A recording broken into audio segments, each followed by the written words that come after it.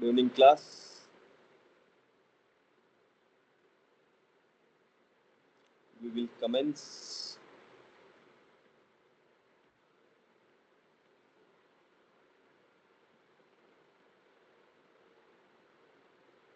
At 6:05 p.m.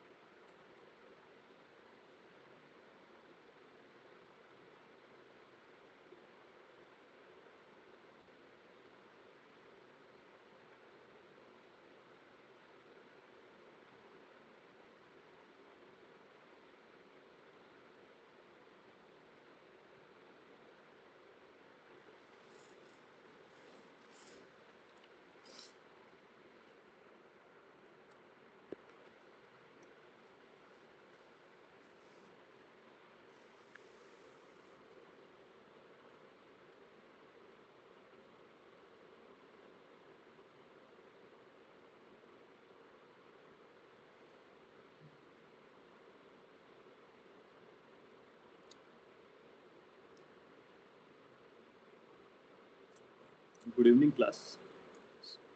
I am Mohit, and this is second class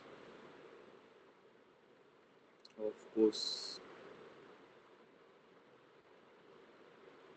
Quantum Hole Effect. This course is offered by NPTEL 2025 first semester.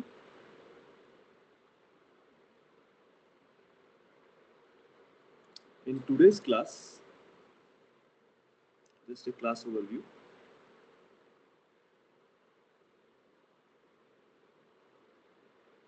I'll be majorly discussing the Drude theory,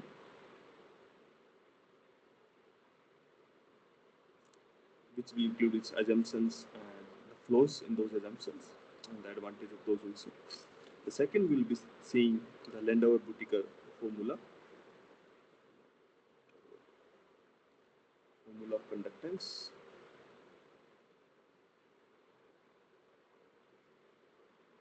and its relation with the Drude theory. Then going on seeing the classical Hole effect,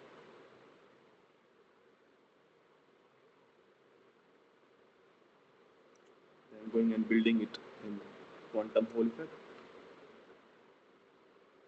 and then the degeneracy of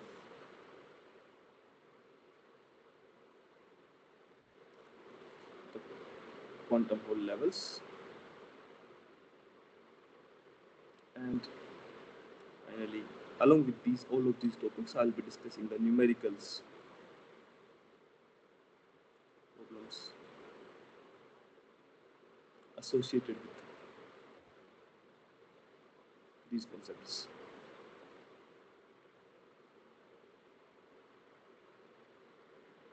Yeah. So, having said that, I'll start the class,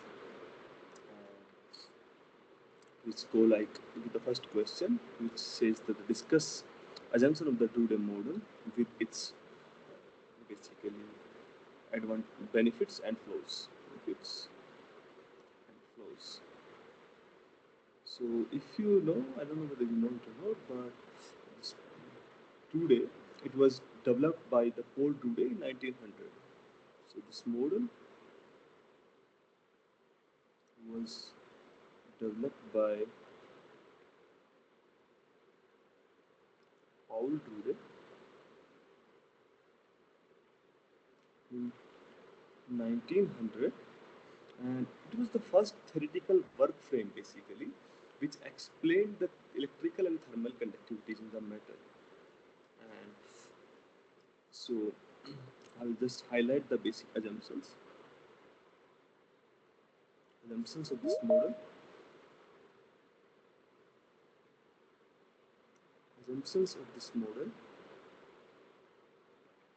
So the first assumption which this model had was this free electron approximation.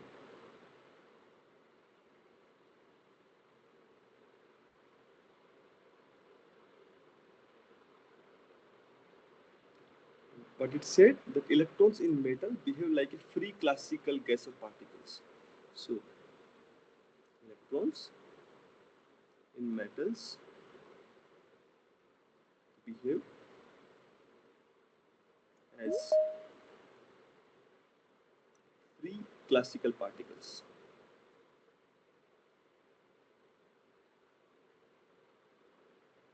And this free electron, this is the independent electron approximation, you can also say.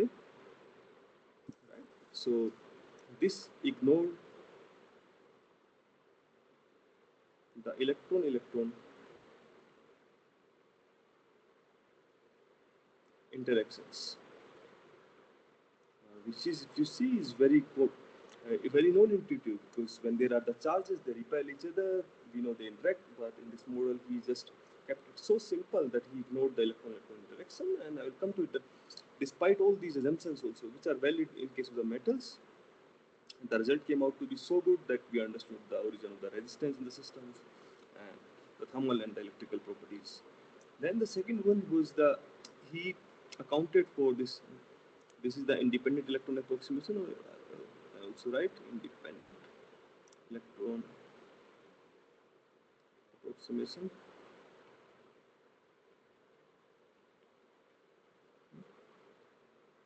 And then the second one, it asked for the class. It accounted the classical mechanics.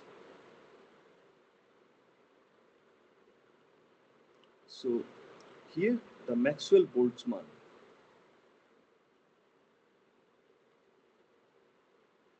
statistics holds, the one which is there for the gases. These are the assumptions because it treated them as the classical particles. Then the random motion and the collision. So he accounted for the random motions and the scattering time, basically the time in which the electrons will scatter with each other, and he accounted that as the relaxation time tau. So instantaneous collisions.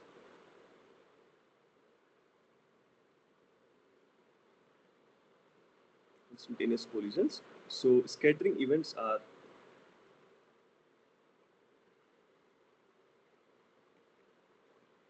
basically instantaneous and random.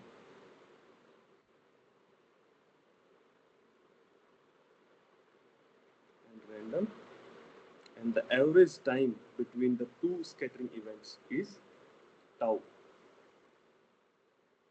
with a mean scattering time to be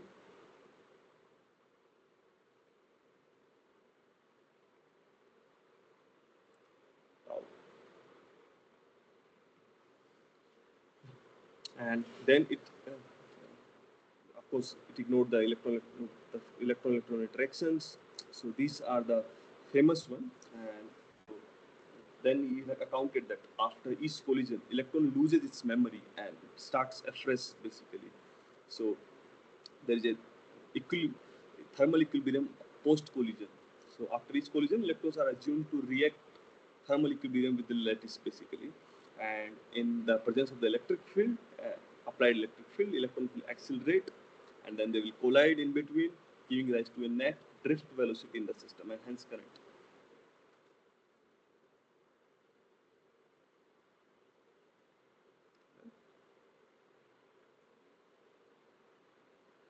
There is like, apart from this,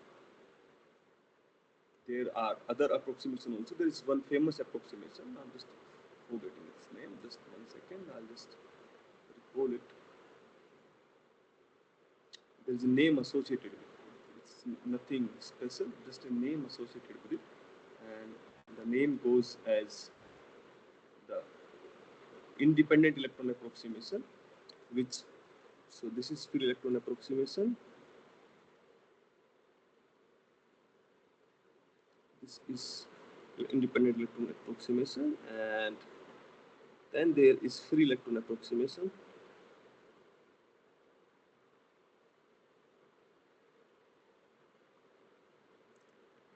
Which says that electrons in metal don't interact with the ions. Yeah. So if I draw the picture here, so if you have a metal, right, in which you will be having some ions, right? Let's say these are your periodic ionic lattice. The red points are your ions. Of course, they will be having positive charge because they will be having associated electrons with them, so they are of the positive charge. Let's say I'm just drawing this for your understanding, and then you have your electron in the system which is negatively charged. And they are randomly here and they are moving because they are free electrons, so they can be anywhere in this space. So electron will not talk to each other. Electron will not interact with each other.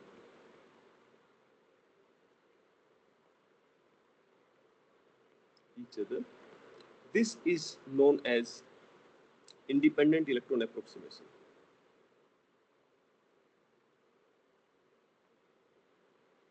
which is very counterintuitive if you see, because charges do attract and repel each other, so you can't just ignore them.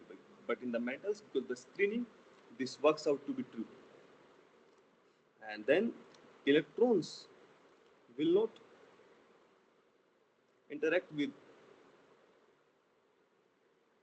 ions also. Here ions are positively charged. Ideally, the positive charge will attract the negative charge and electrons, and then there will be some interaction. But the system ignores it, these assumptions, and this is known as free electron. They are free. They are not bound with the lattice. That's what it means. Free electron means. So these are the key assumptions of the Drude model, and with these assumptions, this model has been very successful in explaining a few of the.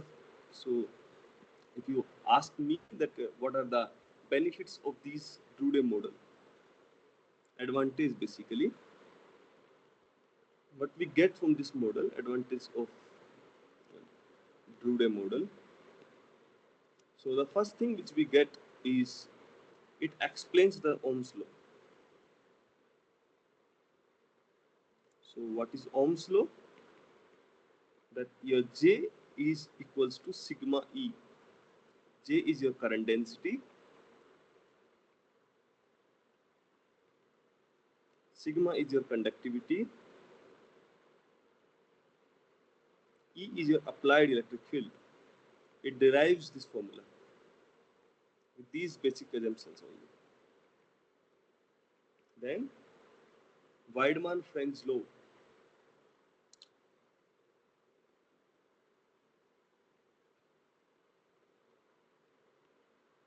It says that K by sigma T will be a constant, which is indeed true at very low and very high temperature. So what it says that K by sigma T is constant is like K is thermal conductivity. Thermal conductivity. Sigma is your electrical conductivity. Thermal conductivity means how good the thermal heat can be transported from one point to another, and electrical conductivity is how efficiently an electron can be transported from one place to another in a metal. So that's electrical conductivity. So K by sigma T is constant. This is derived from this Drude assumptions, and this holds to be very true. So what the physical significance of it? That the electronic charge mostly carries the charge current, basically the electrical conductivity, as well as the thermal current, and this holds true in most of the metals, apart from the points where the phonons also kicks in and play major role at some temperature scales, intermediate temperature scales, and the phonons play the role, and at those points this deviates, but more or less it's true. So the Weidmann-French law is something which also been also successful of this model. Then if you see the microscopic insights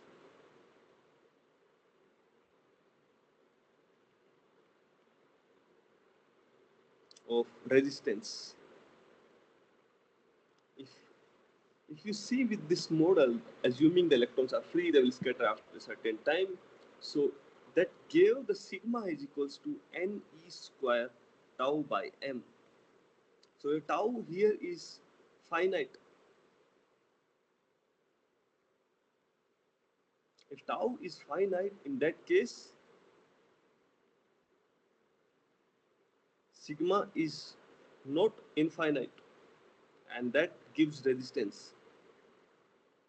Because the general picture from the Drude model is what resistance is inverse of roughly in zero magnetic field I'm saying.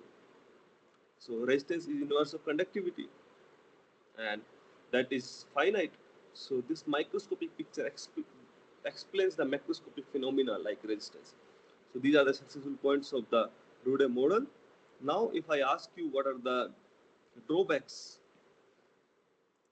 why we have to, because we eventually will have to go and understand the quantum Hall effect in this course. So we'll have to break apart it into the classical and the quantum phenomena, and why that is called the quantum Hall effect. Why not normally like quantized something else, because that can't be explained with these classical theories like this Drude model. And that's where we have to understand the limitations of the Drude model, why it fails, and why we need the quantum mechanics to understand those phenomena. Because that's what the boundary between this classical and the quantum phenomena. So the drawbacks of Drude model. So it fails at low temperature because it predicts much higher electronic specific heat, and the real numbers are orders of magnitude less, like 100 times less than the what is the predicted from this one. So it fails for specific heat at low temperature.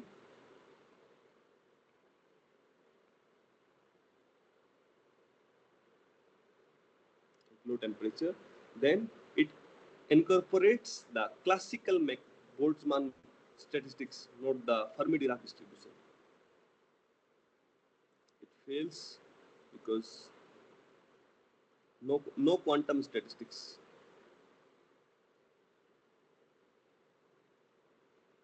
We know that the electrons are fermions, right? But it incorporates Maxwell-Boltzmann statistics.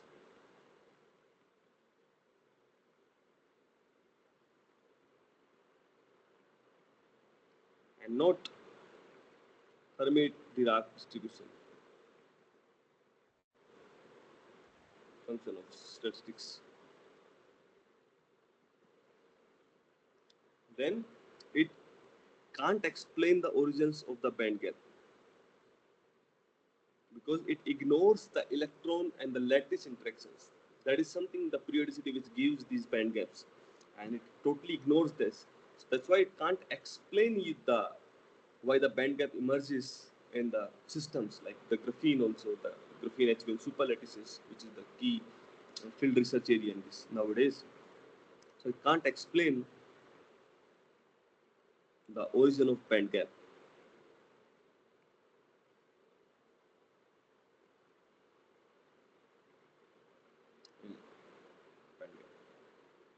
Yeah. Then it does not explain the thermal dependence of, it doesn't explain the thermal dependence of conductivity because it don't take any account of the temperature.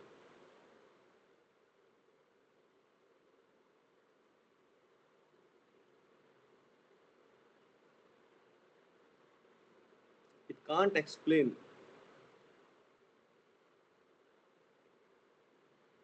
the quantization of conductance in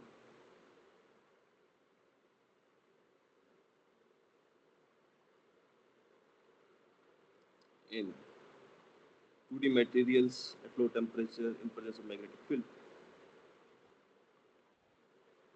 low temperature and high perpendicular P, what we know as quantum Hall effect. It can't explain those phenomena. Then this is basically inconsistent with the quantum Hall effect. So these are the drawbacks of the Drude model, and then that's why we'll have to go and look for the quantum mechanics behind these phenomena. And if we incorporate those Fermi-Dirac distribution in our calculation, and we take the quantum statistics, basically it, what you know as the Bloch theorem, which takes care of what the discrete levels of the K which are allowed in the system, then the things will boil down to the quantum mechanics, and that will derive the quantum whole and the discrete energy levels basically. So the key difference between the classical and the quantum is classical mechanics takes energy distribution to be the continuous, whereas the quantum mechanics says that there are only certain energy levels, discrete energy levels allowed in the system. It's not continuous. And that's the key difference between the classical and the quantum Hall effect. That's why the quantization also comes. So this is the question number first, and on base of this, I will just propose a question. For example, you have a metal in which the electron density, certain electron density is there. Let's say in a metal, the Kd density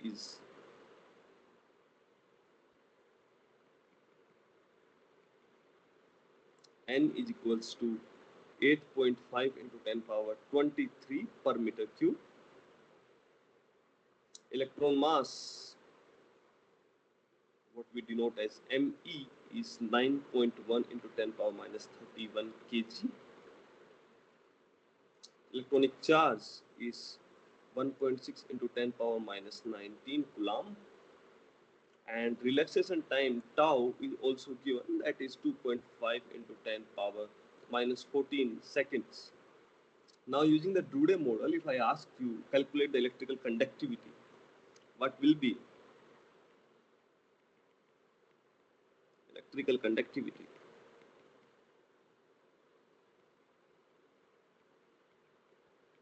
Sigma. Then sigma we know answer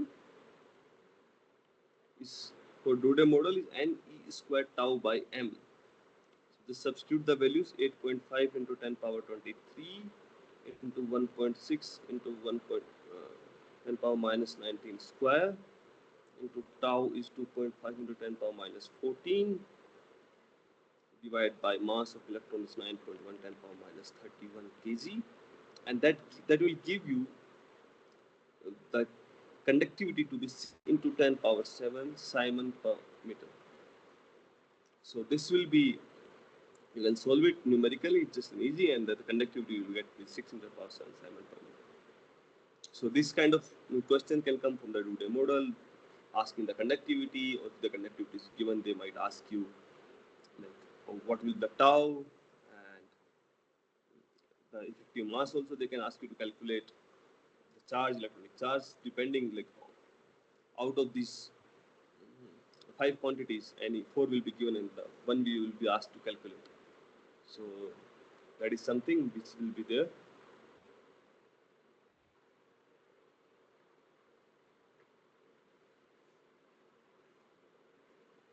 Now moving on to the next question.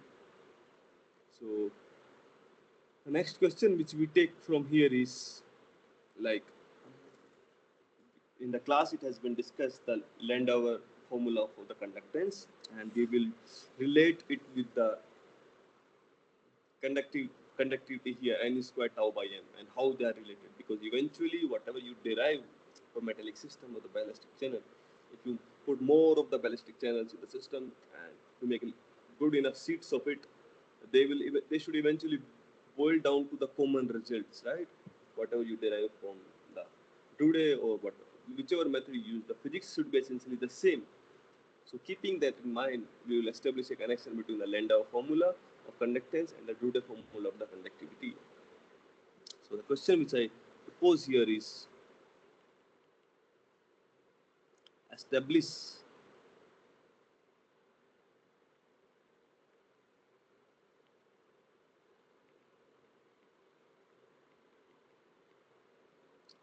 connections between the Landau formula of conductance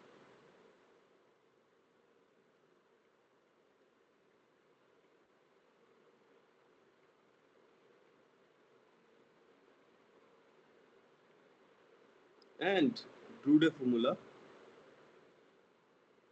conductivity.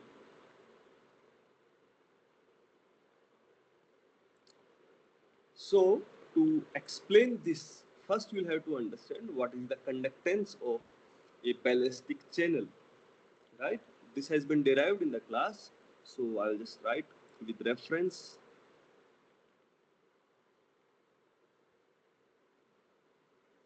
from class lectures. So this is lecture number, I think, week first, and the lecture number first, the conductance in the nanostructures, where it's about the ballistic channels. So the Landau formula is typically used in the context of the mesoscopic systems, basically, where transport is coherent and the ballistic. Ballistic means the bullet-like.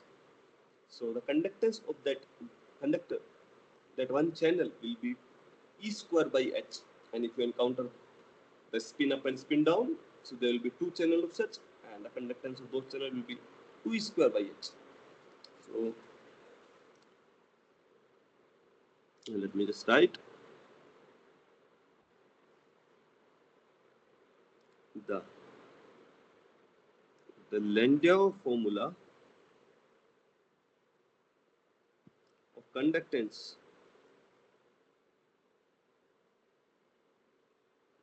for ballistic system is G is equals to E square by H times the transmission coefficient. For spin degenerate system, G, let me write G,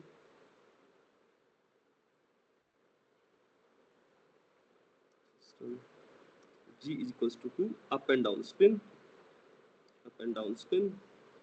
So the G will be 2 E square by H times T, where E is electronic charge,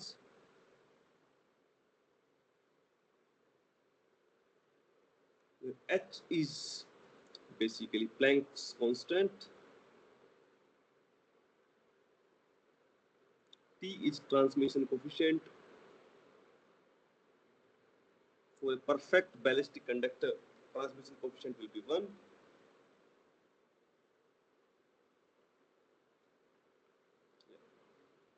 The transmission probability, you can also say the fraction of electron that transmit through the sample, and G is your two-terminal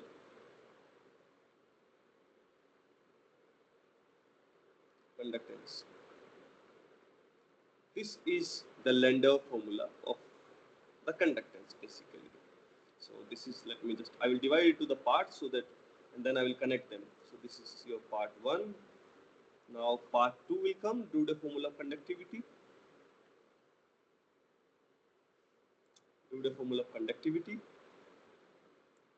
Drude formula of conductivity.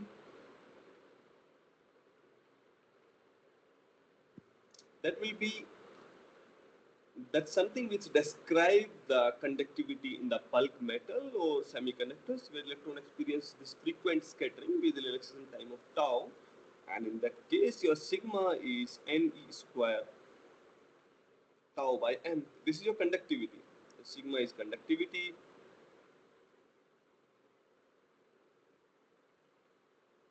N is your carrier density. Carrier density means number of electrons per unit, whatever the volume or area it is. If it's 2D, it's area. If it's 3D, it's volume. E is electronic charge. Tau is relaxation time.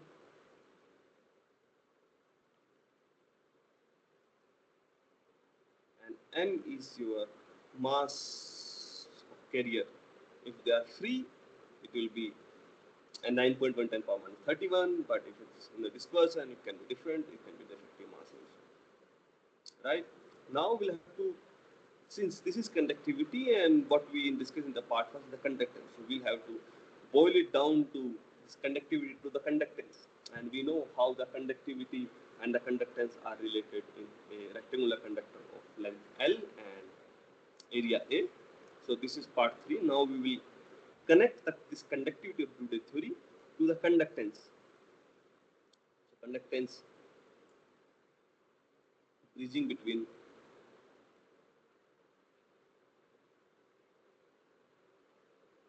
conductivity and conductance. They are different words and they have different physical meaning. So one should be very careful while using these words, conductivity and the conductance. For a rectangular, if you have a rectangular, for example, if you have a rectangular,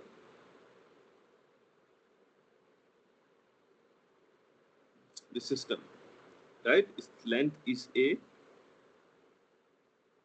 and the area is the cross-sectional area basically. So if you can have it like this, right? The conductor will be like this. So this area, this is A. Your length is L and your area is A. In that case, we know that your conductance G will be given by sigma times L by A. That's how you define A by L, sorry,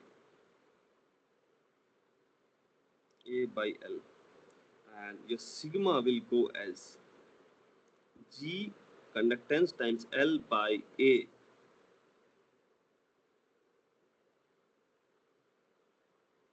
This means we can relate Landau conductance to Drude conductivity if we can substitute for G from Landau expression. So let's now just substitute the value of the conductance from the Landau conductance formula. So for is now this is the part 4. Here we'll substitute the value of the G from the part 1. But that was for one mode. Now in the Drude we have the bulk, right? Full conductivity. So we'll have to account for the different all possible modes, and we'll call them, let's say it has n modes. That's what we will say.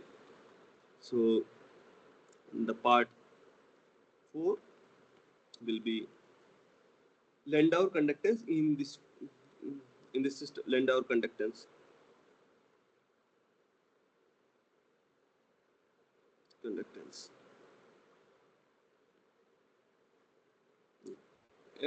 Let me say in quasi 1D system.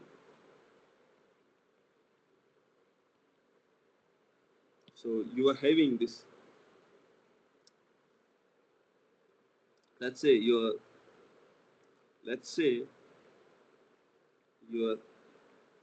quasi 1D system supports n transverse modes.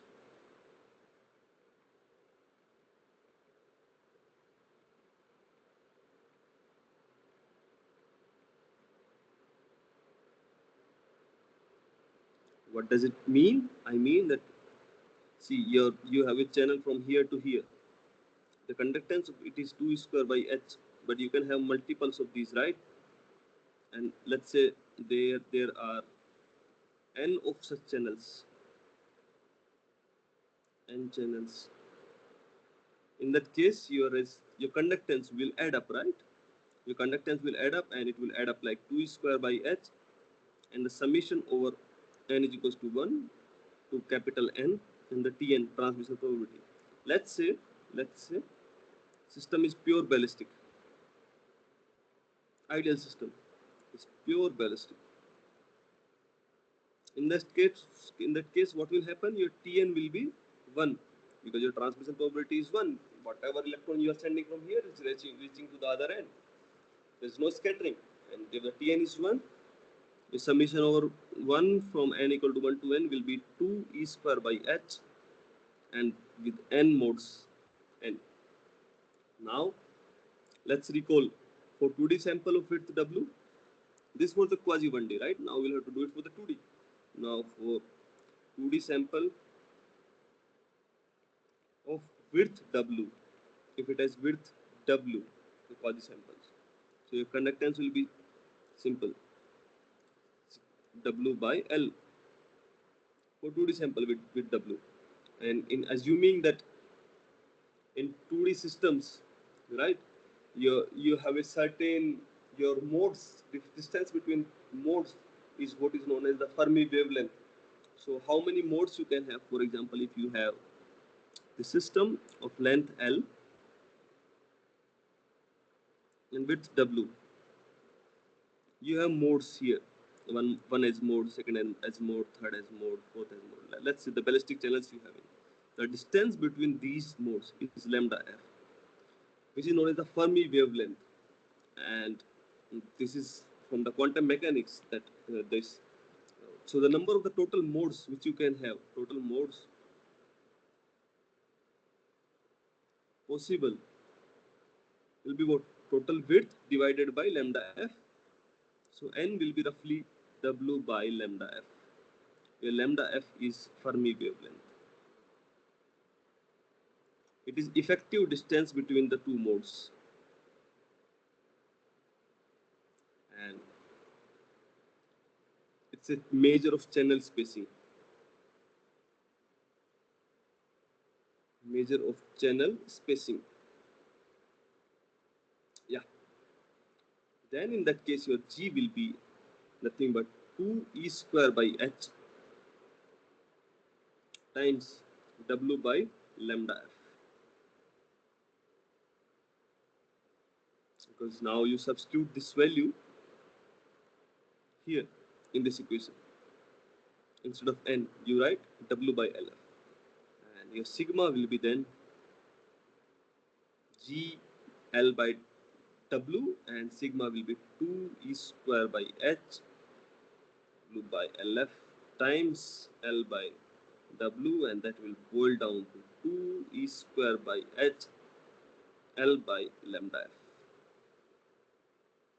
where L is your sample length and lambda f is your essentially the spacing between the two channels. So your conductivity will increase as you increase your length, and the lambda f will determine the spacing between the two channels.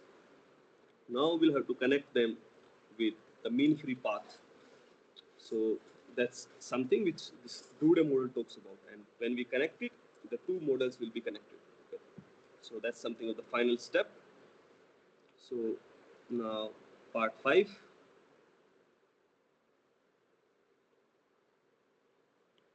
is connection by mean free path.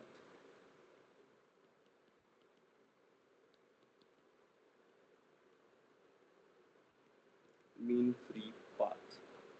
So let's say in the diffusive regime where scattering is dominated and the transmission is not perfect, in that case for diffusive regime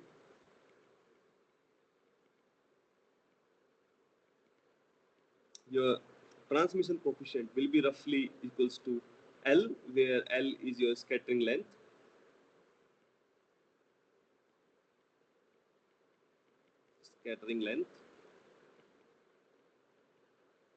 and capital L is your sample length or channel length,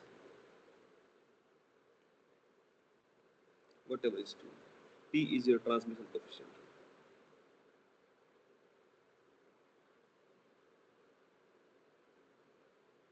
Yeah. Now, if you have it, then in that case, using the Landau-Bottica formula, your G is what? 2 E square by H. Instead of T, you write L by, so Landau-Bottica formula is this, right? 2 square by H times T. So this will be 2 E square by H times L by capital L. Now if you substitute it in the so this is, let me just call it the equation numbers, so things becomes consistent. This is your 1, this is your 2, this is your 3, and this is your 4, this is your 5, this is your 6. Now substituting whatever we have calculated, the G here, G2 square by H L by capital L, in the formula equation 4, substituting 6 in 4, what you will get? You will get sigma is equals to G times W by L, which is with 2 E square by H L by L W by L square.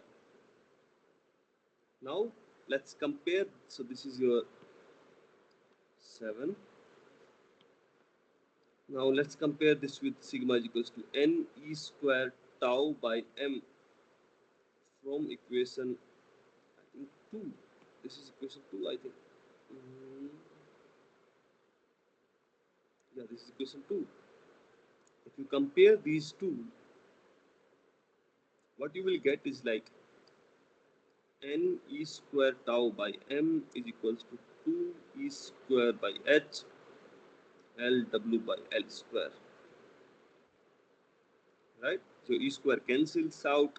Your N tau by M will be 2 L W by H L square. Now you can equate your L to be Vf times tau, your whatever your Vf is your basically drift velocity. So L is your Vf times tau. So if you equate that, so n tau by m is equals to 2 Vf times tau W by H L square, capital L square. The tau cancels out, so your this thing is there. N by m is 2 Vf W by H L square,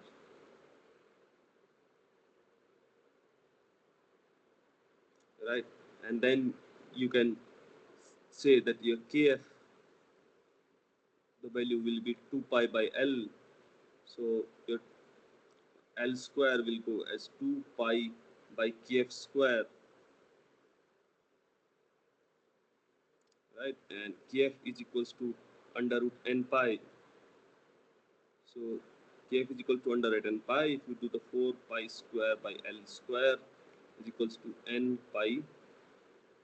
So 1 by L square you can write as n by m is equals to 2 Vf W by H, and L square you can write n pi by 4 pi square. N by m is equals to Vf W by H 4 H2 pi 2h pi. So and then you have this n. Your n also cancels out. So the relation you will be having will be 2h pi by Vf Wm will be 1. Yeah. So that's how they are related. But the key point here is that your L is Vf tau, and that's how they are related. So they essentially boil down to these equations. So the key point to note here is that Landau and the Drude. This is for the coherent ballistic regime, and this one is for incoherent diffusive regime. Here your transmission time is tau, t. Here your scattering based is tau. This is quantum mechanical.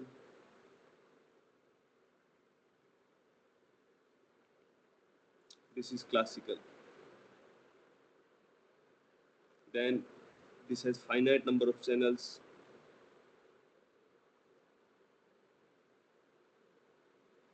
This has bulk conductivity,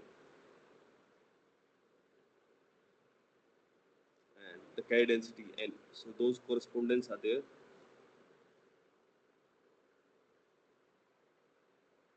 Yeah. So they are the key differences between this Drude and this. So in the Landau conductance becomes equivalent to Drude conductance when that scattering is introduced and your T is roughly L by capital L. The L is your scattering length and capital L is your sample length. And both approaches that relate current to applied voltage but from different physical pictures basically. So this is what it is, and based on this we can have one question also. So the question will go like a quantum wire has a so question. So the question which can come like the numerical question is like a quantum wire. Why the quantum wire? Because it's ballistic and finite number of modes are there, unlike the classical counterpart. So a quantum wire has a transmission coefficient P is equals to 0.8, and we calculate its conductance G.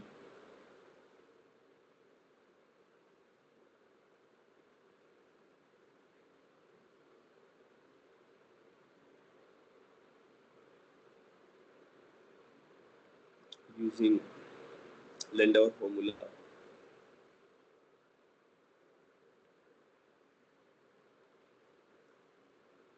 So we know that transmission coefficient is given. The conductance we know is 2 e square by h times the t, and 2 is constant, e we know 1.10 power minus 19 square, h we know 6.626 into 10 power minus 34. Transmission coefficient is also given 0.8. That gives the conductance to be 6.18 into 10 power minus 5 mho mho or ohm inverse, whatever you write, whatever you like, you can keep.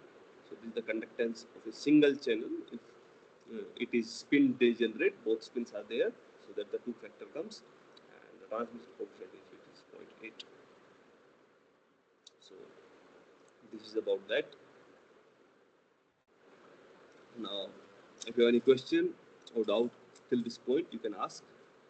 So after this, we will move on to the this classical counterpart of this the Hall effect, and then eventually to the quantum Hall effect. So if you have any question or doubt, you can ask in the comment section, or you can ask directly also this mic. I'll be happy to address it. If no such question is there, then I will move on to the next. Maybe just a second. I'll just want to.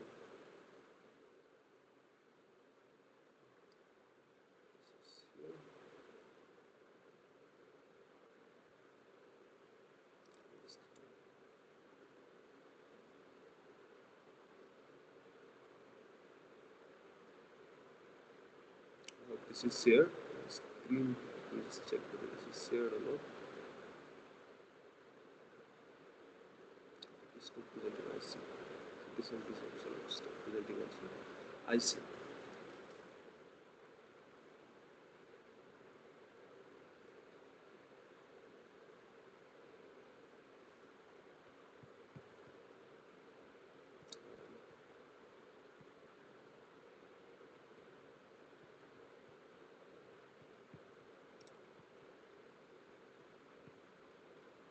The next question, let me think to take here.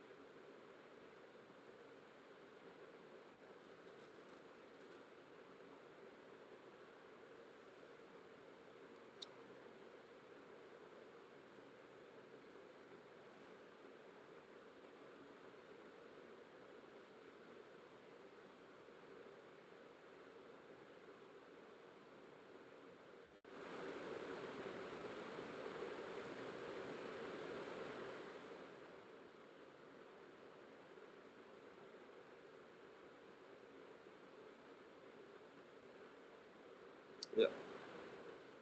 So there is just one more thing which I want to add here in the Drude conductivity relating the ballistic conductance, the Landau one, and the mean free path, those things. So the formula goes like the G conductance will be G Landau, which is 2e square by h time transmission coefficient. Note that here I won't take the transmission coefficient. The transmission coefficient will get absorbed in here lambda by lambda plus capital L.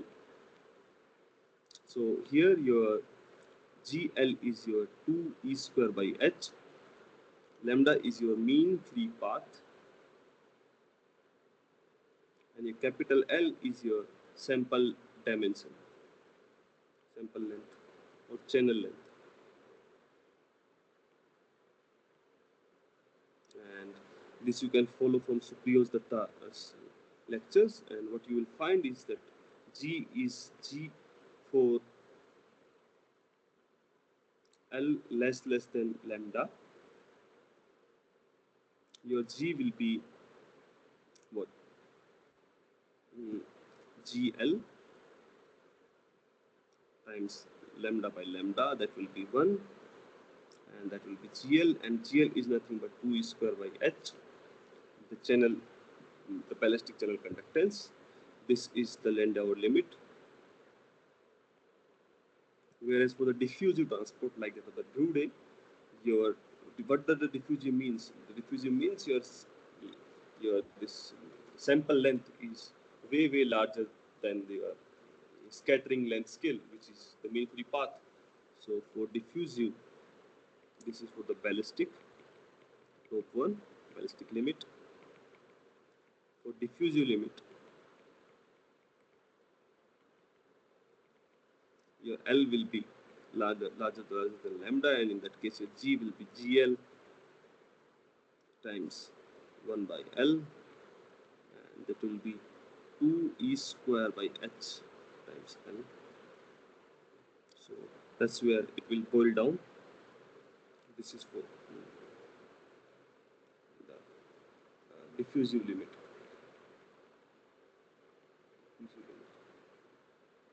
So that's the difference. I just wanted to point it out here. And okay, so if this much is clear, then I will move on to the next class, next basically part of the problem, which is like you have seen. I don't know whether you have seen it or not, but there is the conductivity and how we understand the conductivity and the resistivity. So it is more about that. So the question which I phrase here is derive relation between conductivity and resistivity tensor. This is very important. Important in the sense to understand that the conductivity and resistivity are just not inversely proportional to each other. There are tensor components to it, and they play a major role in understanding why the sigma xx and the rxx goes simultaneously zero in quantum Hall effect. So these are the building blocks to go and reach the quantum Hall effect and understand the experimental data. So for 2D systems, for two-dimensional system,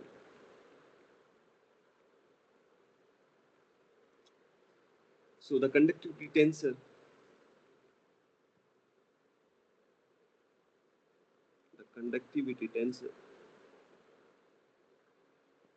sigma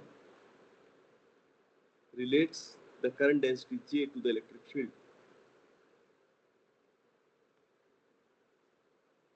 Current density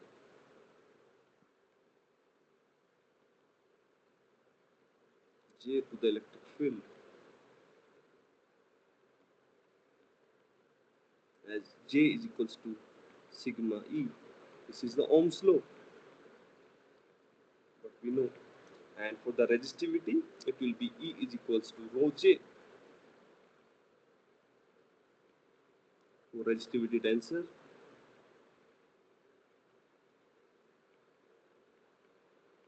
rho E is equals to rho times J.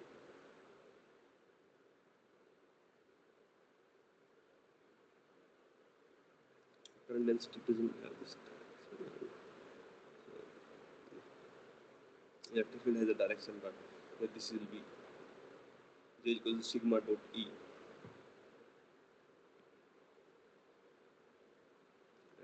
So now we'll have to derive the relation between the sigma and the rho. So we know E is equals to rho J. Now And if I substitute the value of this j, it will be rho sigma dot E. Right? So E will be, this implies that this has to be unit matrix.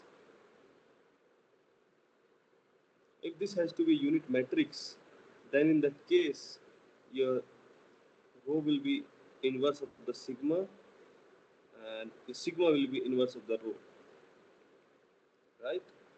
So now in the case of the diagonal, now we'll take our, let's say the sigma is sigma xx, sigma xy minus sigma xy and sigma yy. Then your rho will automatically becomes 1 by sigma xx square plus sigma xy square, sigma xx, sigma xy minus sigma xy, sigma yy. So this will be your resistivity tensor rho, and that's how they are related. Here, important point to note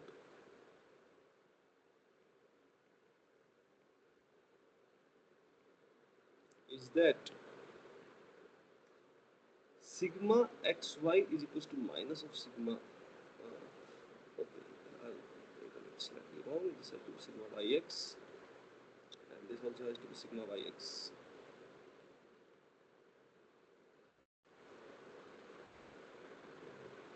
No, no, this has to be yeah, this has to be sigma yx, and sigma xy is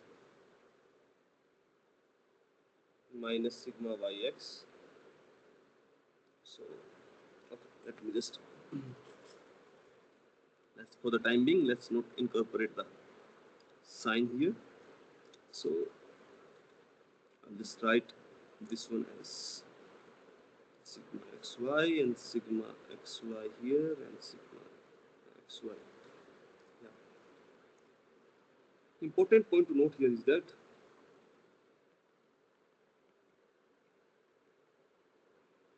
either I can write it like minus sigma xy or sigma yx. Right? Essentially, that's what it is: sigma xx, sigma xy, sigma yx, sigma yy. There has not to be any sign, but I wrote that sigma xy is equals to minus sigma yx. Where do this come from? This is important, right? Because I have written this sigma xy equal to sigma y minus yx, but where do this come from? And what does this tensor mean? And there are two questions. What does this tensor form mean?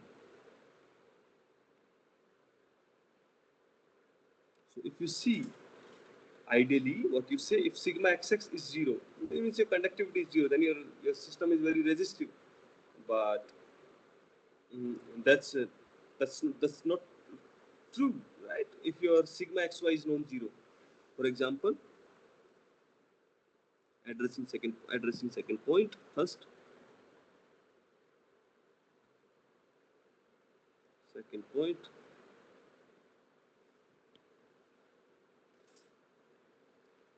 sigma, if sigma xx is equals to 0, then your rho xx will be what? 0 by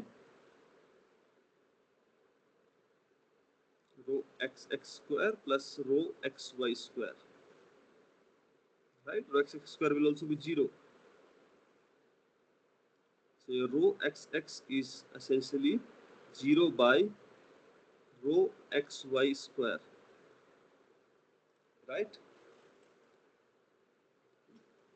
That's what it means, right? Rho xy square. Now, if your rho xy, if sigma xy is 0, then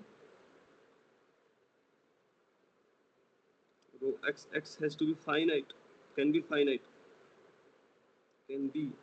But if sigma xy is not equal to 0, this implies rho xx is equals to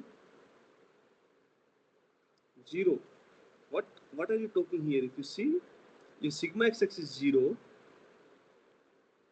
If your sigma xy is 0, then your rho xx will be finite. That's what it means, right? If your conductivity is 0, then your resistivity should be finite. This makes sense. This statement makes sense. Okay. But B, if your sigma xy is known 0, which is then the classical Hall effect and quantum Hall effect also, then in that case your rho xx is 0. Means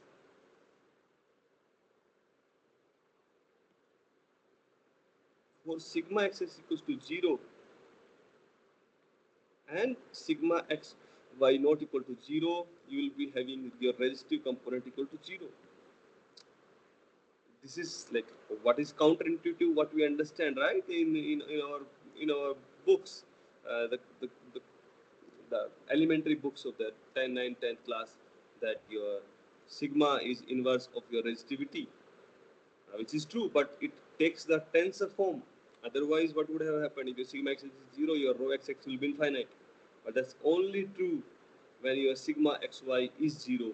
If your sigma xy is finite, then in that case, this is no longer true, and the rho x, this tensor form tells you that okay, sigma xxx and the rho xx can simultaneously go to 0, and this is something which happens in the quantum Hall effect, right?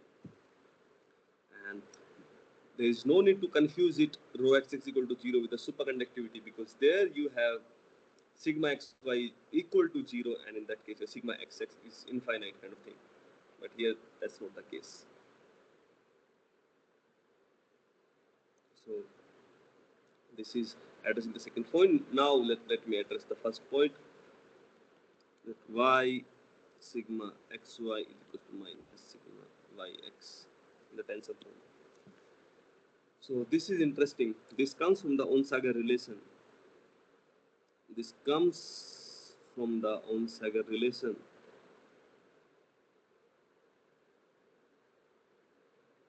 In magnetic field, that sigma ij of B will be equals to minus sigma ji of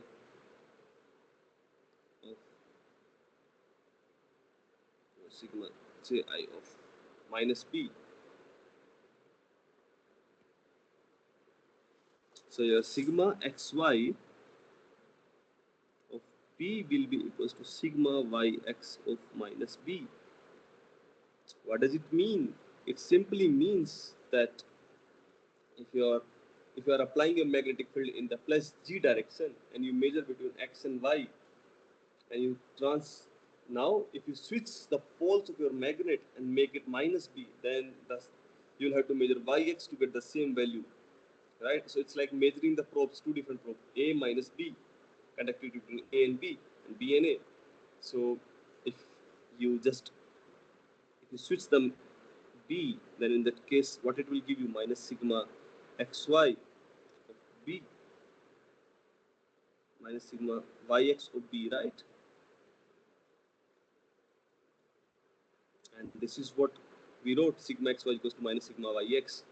How you can understand it?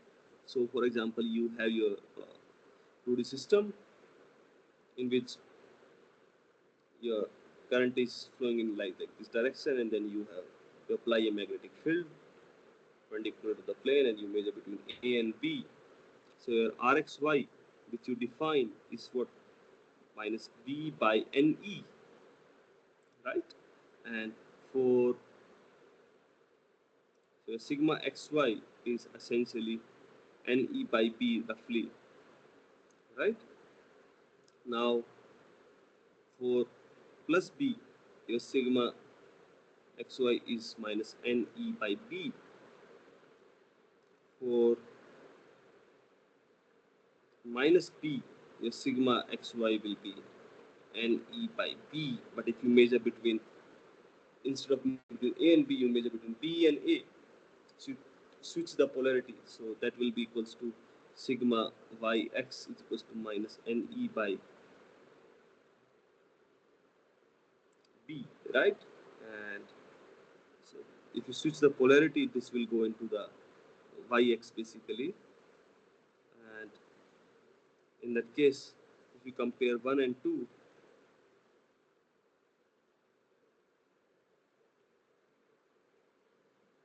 sigma xy is equal to minus sigma yx, or the same direction of the magnetic field.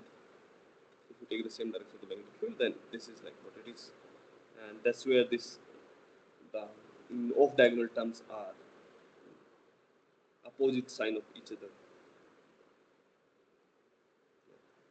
Or you can also write it as like sigma xy is equals to minus sigma xy of b will be equals to minus sigma xy of minus b. This is also true. So all these come from the Onsager relation. So the physical interpretation is the whole conductivity represents a current perpendicular to the electric field due to the Lorentz force, right? We know you passing the current, you apply magnetic field, the charge drifts. So if applying an electric field along y directions, you will say positive current along x. Then if you flip the direction of the current, then the voltage, the electric field also flips, right? And if it was x to y, now it will be y to x with the negative sign. And that gives this octagonal term of sigma xy equal to minus sigma yx. So this is true, and now with this one, the classical counterpart is over. Why this classically this thing comes rxy equal to minus b by ne. This I have discussed in the previous lecture of the class, which you can find on the YouTube on the same basically under the same what you call the group of videos. In the first video, you will find this derivation, the classical part. Now I'll come to the quantum part, which is choosing a right Landau gauge and solve the two-dimensional electron gas in a perpendicular magnetic field, and then extract the energy levels corresponding to it, and you can say that how the Landau levels are quantized. So the question which goes is like,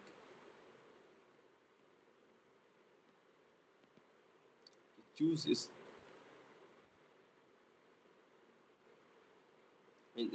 let's give the what are the energy levels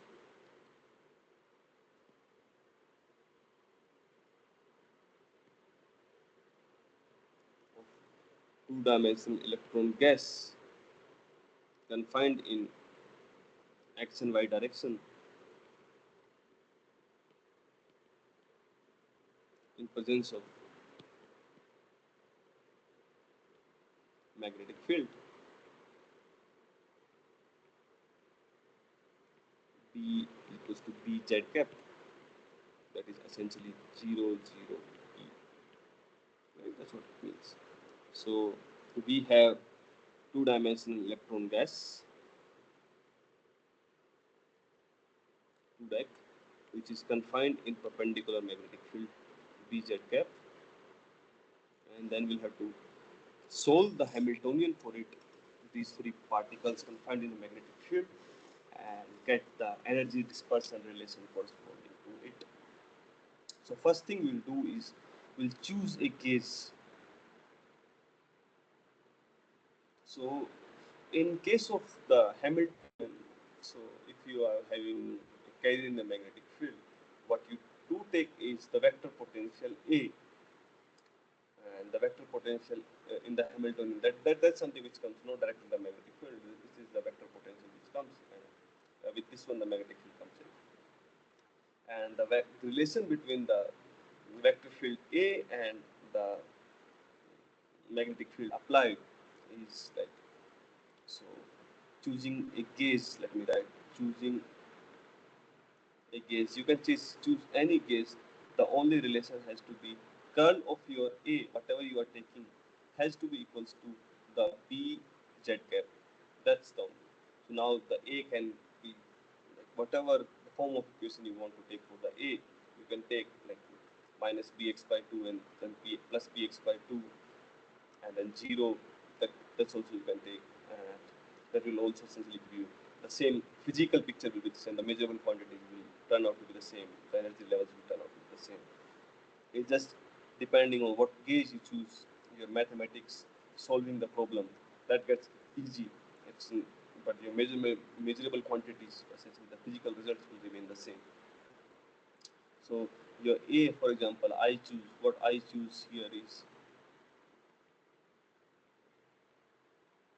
A is equals to 0 B y cap B bx y cap and 0. What it means if I take curl of A, it is essentially I j k del by del x, del by del y, del by del z.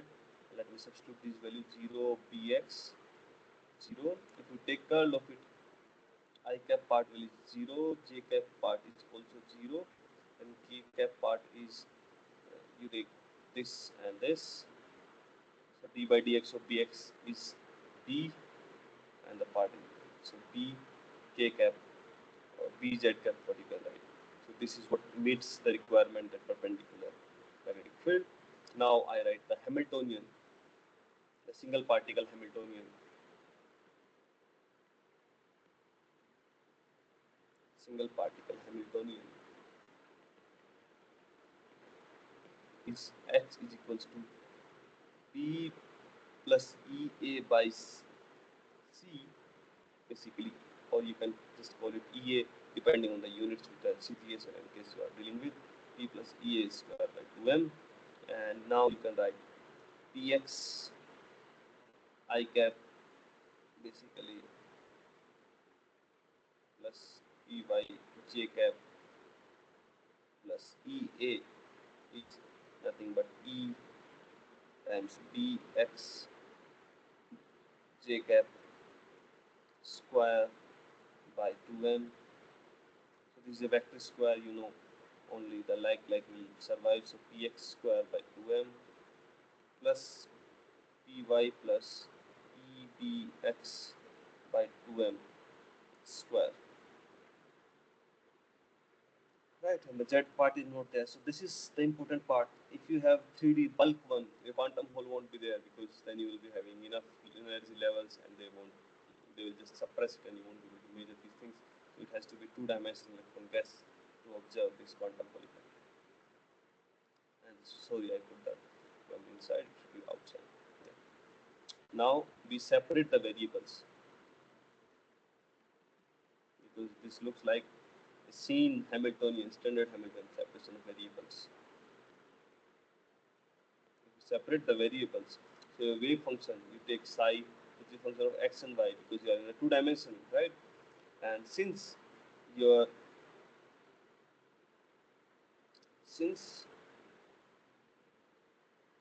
Hamiltonian is invariant in y,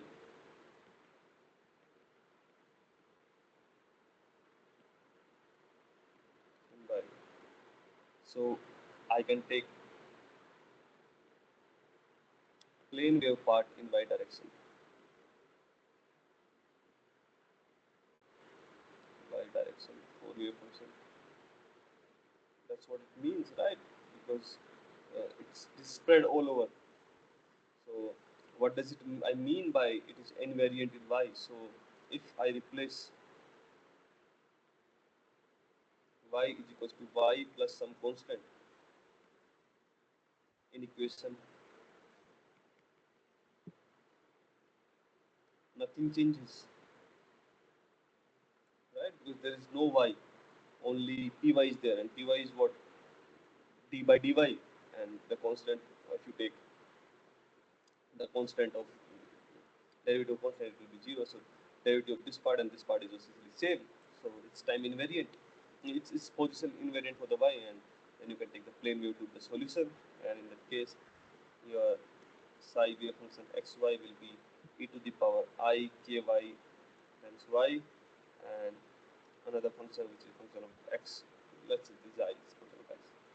Now since it's a plane wave, so I can take py equals to h bar ky, and I can now write the Hamiltonian as 1 by 2m px square plus, instead of py, I write h bar ky plus ebx square. Since now this I can just define a new variable. The new variable which I define is x naught. Let's define, right? I can define any variable. So I define x naught, which is which is how I define it, minus h bar ky by eb. This is my x naught. And if I substitute this in this equation, what will happen? The Hamiltonian will go like 1 by 2m px square plus h, instead of h bar ky I write eb x naught plus ebx square, right? So h will be written as 1 by 2m px square plus eb square and x minus x naught square. So if you remember this equation, then something will strike your mind, like what exactly? Okay, I'll tell you. So let me just further do it slightly. So if I do it px square by 2m plus eb by m, I write, and I multiply and divide it by m square m. So this will be m by 2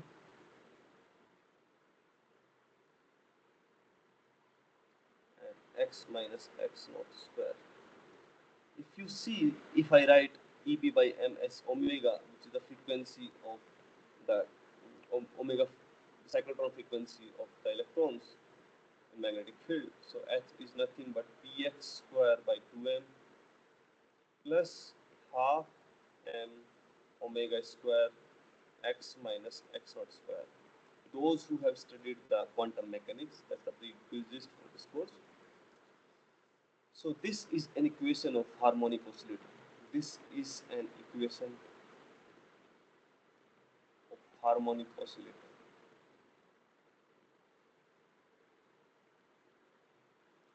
with center shifted to x naught.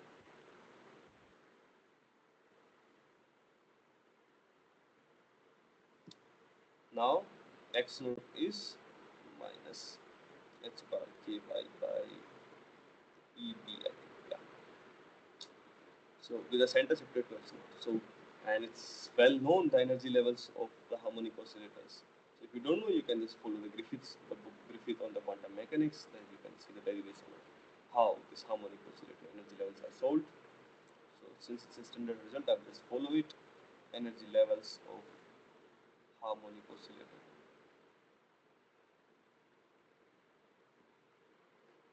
At your En will be n plus half h bar omega c. Here n can be 0, 1, 2. 0 means 0th Landau level, 1 means. These are essentially what you have derived is the quantum Hall effect Landau levels for two-dimensional full gas, where first level will be having energy of half h bar omega c, the second will be having 3 by 2 h bar omega c, and the spacing between the Landau level is h bar omega c, and omega c is eb by m. So if you increase the magnetic field, at large magnetic field, you start seeing this quantum Hall effect because the spacing between energy levels increases. So that's essentially this is uh, the Landau quantized levels.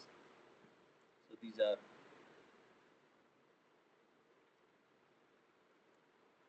Landau quantized levels, and each level here is for an infinite two-dimensional from gas. Each level here is infinitely degenerate, but for a finite system, the degeneracy can be accounted, and that's something which I'll be showing in the next program. So the next question which I phrase here is like, what is the degeneracy of the Landau level?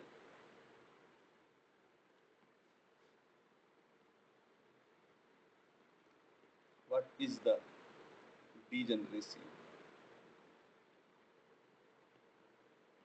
of Landau level. Okay, what do you mean by the degeneracy? Degeneracy means number of the states, allowed states at the same energy. They, of course, they will be different in quantum mechanically. There, the states will be different. The number of the states at the same energy, corresponding to same energy, they are known as the degenerate state. The degeneration of Landau levels for electron confined in a two-dimension, for example, for a electron confined in two dimension of, let's say, it is confined in Lx and Ly direction.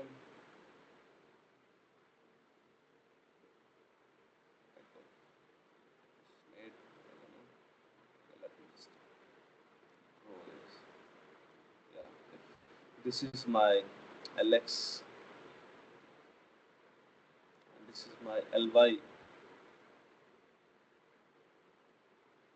right? So in that case, my area of this two deck is Lx times Ly. Now I have applied a perpendicular magnetic field B also. So, and the degeneracy of each Landau level arises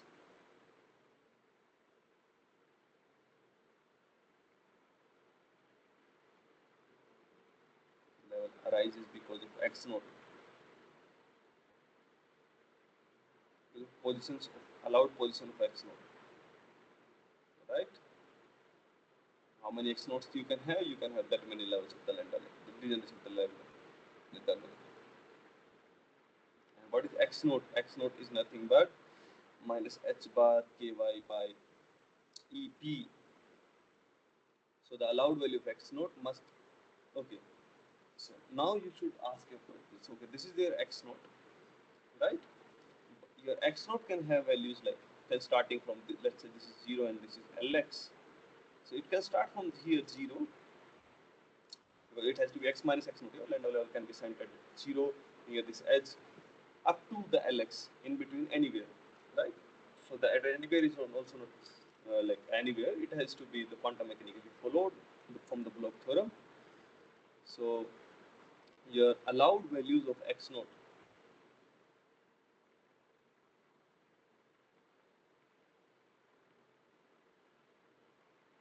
must lie in your sample, must lie in the sample range, right? Because the Landau level cannot exist outside of your samples, because it's derived for the two deck electron gas, and outside there is no two deck, right? There is no electrons, and it's been derived for the electron and two deck for the carriers in the two deck. Now you substitute the value of R. So this will be like substituting x naught equals to minus h bar ky by EB.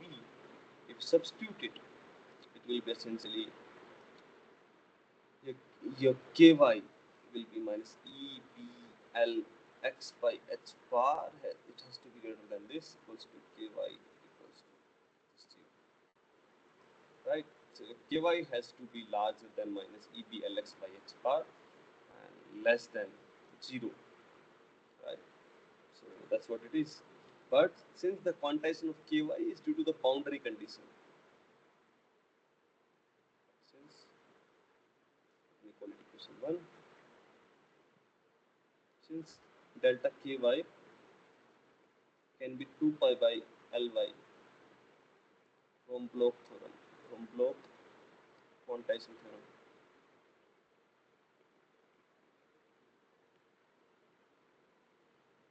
Quantum mechanically allows the spacing between the two k levels is to be 2 pi by Ly. So number of allowed k states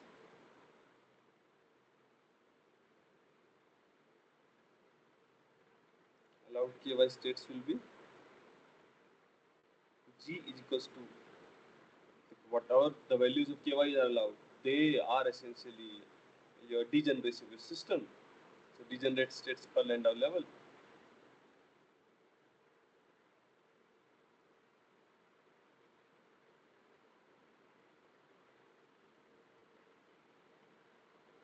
And that is nothing but G is equals to E B Lx Ly, if you substitute it there, and by 2 pi and h bar, and here we have this h bar, and that is nothing but EB times A. Lx Ly is area of a sample, and 2 pi h bar is your h, is your Planck's constant, where h bar is 2 pi by h. So I can write where h is 2 pi h bar, right? And now we can, then this is the degeneracy of the Landau level, EBA by h, and B, okay, there is more to it. I can write B times A is the flux passing through the sample, and h by E is nothing but phi naught flux quanta. So phi is flux passing through, magnetic flux passing through the sample. Phi naught is flux quanta. So your degeneration of each Landau level is phi by phi naught, flux passing through your sample, and each flux quanta. So how many flux you have divided by each flux quanta. So quanta flux quanta is h by e. So this is the degeneration of Landau level, and that's how it's defined. For the infinitely large system, your A will be very large, right? And in that case, your degeneration will diverge to infinity. But for a finite system, your phi times A area is finite, so you will have a finite degeneracy of the system. Now, similarly, inspired from it, the filling fraction can also be defined. So, the filling fraction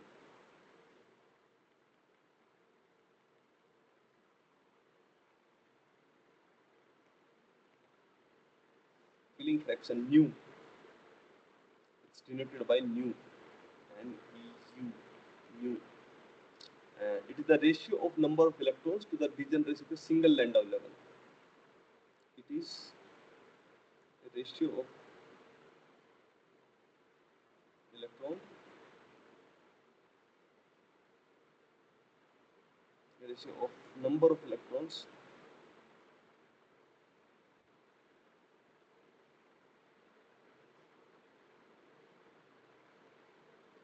to the degeneracy of a single Landau level.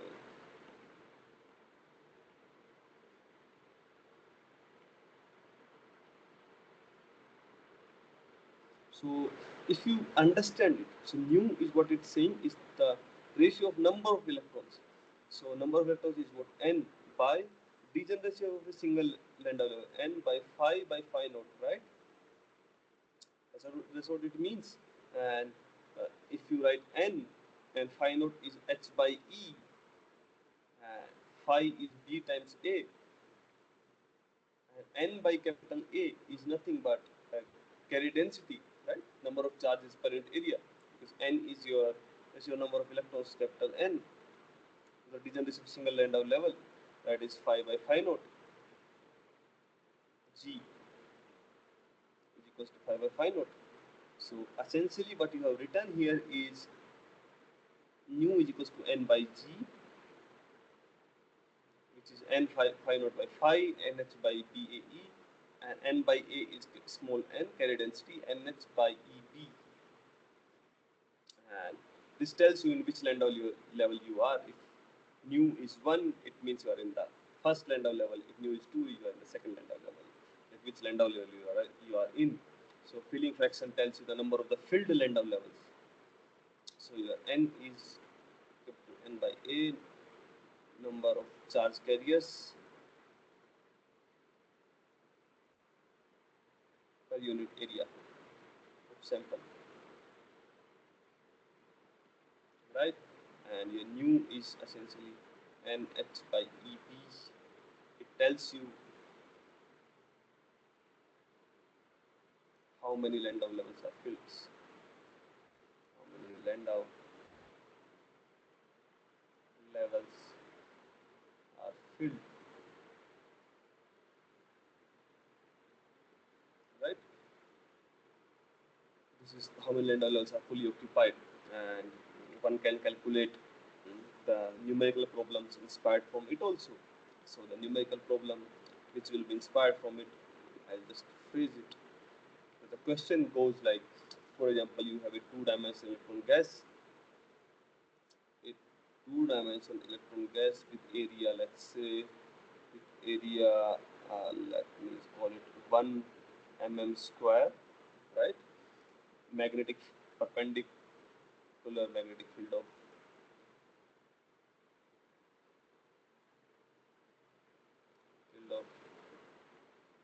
4 Tesla, let's say. Electron density is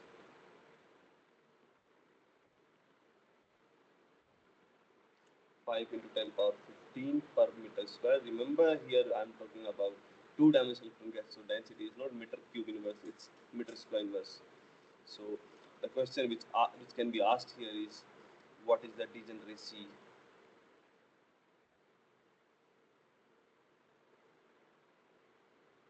The second question which can be asked is, what is the filling factor? What is filling factor? How many Landau levels are filled? Okay, so if that's the case, then the case first degeneracy G we know is phi by phi naught. The flux passing through the full sample divided by the phi naught. Flux passing through the unit flux basically, flux quantum. And phi I can write B is 4 10 power mm is minus 6, mm square is minus 6, and okay, let me write it B times A so that it becomes clear to the you divided by H by E. So B is 4 10 power minus 6, H is 6.626 into 10 power minus 20 minus 34 divided by 1.6 10 power minus 19. If you solve this one, the degeneracy which you will get will be 9.65 into 10 power 8. So these many degenerate levels are there. You understand, if you have a sample of 1 mm square only in magnetic field of 4 Tesla with a K density of 5 10 power 15, which is typical in graphene, you will be having 10 to the power 8 degenerate levels at that energy. Now, the second question is, okay, for this magnetic field, how many Landau levels you have filled? So, filling factors mu equal to NH by EB, and if you solve it, so your N is what? N is given 5 into 10 power 15, H is 6.626 into 10 power minus 34, E is 1.6 into 10 power minus 19, and your B is 4 Tesla. In that case, your nu will be nothing but, if you solve it, it will turn out to be roughly 5.17. This tells you that 5 Landau levels are filled. This tells you 5 Landau levels are filled. Landau levels are fully filled.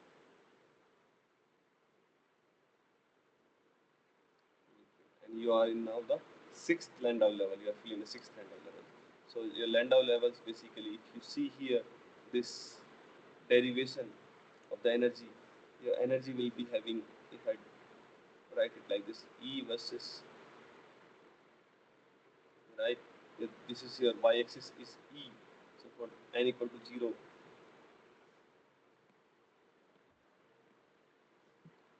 you will be having like this, these levels, right? So this will be density of state, this will be your energy, En, this will be for E0, will be h bar omega c by 2, this will be E1, will be E2, this will be E3, and so on. And the spacing between each levels will be h bar omega c, right? This is your E delta E, spacing between each energy levels. So if you increase the magnetic field, your omega c will increase, your spacing between Landau levels increases, and you can easily see the states. That's why the low temperature is required, because the energy corresponding to h bar omega c at this temperature of 4 Tesla is roughly 0.2 MeV, 0.3 MeV, and you require this millikelvin temperatures to clearly probe those states. That's why the low temperature, high magnetic field is required. High magnetic field increases the spacing between the Landau levels. As the same time, low temperature reduces the thermal sparing of these states so that you can easily probe them. And that's where the experimental skills kicks in, and it is well understood. This integer quantum hole is well understood, and that's with this one I will conclude this today's class. If you have any question, doubt, suggestion, you can ask me in the comment section. I'll be happy to address your concerns. And in today's class, just an overview, we discussed like the following things we discussed, starting from the classical overview of Drude theory, then Landau formula of conductance and relating it to the Drude diffusive model where your conductance, basically total conductance for any system, can be written, diffusive system can be written as the Landau conductance 2 square by h times the lambda by lambda plus your length of your sample. So if your sample is very small, L is very less than your mean free path length, then you have ballistic channel with a conductance of 2 square by h. But if you have your sample length which is larger than your mean free path, that is the diffusive system, pure diffusive system, then your conductance will go as 2 square by h times 1 by L, where 1 by L is your length of your system. Then we understood the classical Hall effect. We understood why your Rx, but from where this tensor forms of this conductance kicks in, and how the sigma xx and the rho xx can be simultaneously zero. Not only physical interpretation but mathematical interpretation, mathematical reasoning also, how they can be simultaneously zero for sigma x equal to non-zero number. And then we understood how a two-dimensional electron gas behaves in a perpendicular magnetic field, where if you apply magnetic field, the Landau level forms in the system which are discrete in energy, the the signature of the quantum effects, and those discrete allowed energies gives these Landau levels, what we call the Landau levels. And then corresponding to those Landau levels, we extracted the degeneracy. The degeneracy turns out to be phi by phi naught, where phi is the flux quanta passing through your sample, and phi naught is the flux quanta, phi is the flux passing through threading your sample perpendicularly. And then based on all these problems which I discussed, along with the problem I discussed the numerical part of it, how to approach the problems and what are the relevant numbers corresponding to it, why the low temperature is required to see this quantum Hall effect, and the why the high magnetic field is also required to see this quantum Hall effect. And these high magnetic fields are generally in the lab or come with the superconducting magnets, where you can pass large amount of currents because the dissipation is not there, heating is not there, and at low temperature, like in the dilation freeze or in the 2 Kelvin systems with a magnet of tens of Tesla, you do see this nice quantum Hall effect. And this is something which is all about this class. And the next class will be on the next Saturday, same time, 6 to 8 p.m. And meanwhile, if you have any question or doubt, you can ask me in the comment section. You can drop me a mail at monchat@ic.ac.in, or you can write it in the comment section of the YouTube video which I'll be uploading. I'll be happy to address your concern. If there is no question or doubt, I will just end this class here. And thank you for attending the class once again. And I don't see any. I don't see any question or anything. So this one I'll just close the session. Bye bye.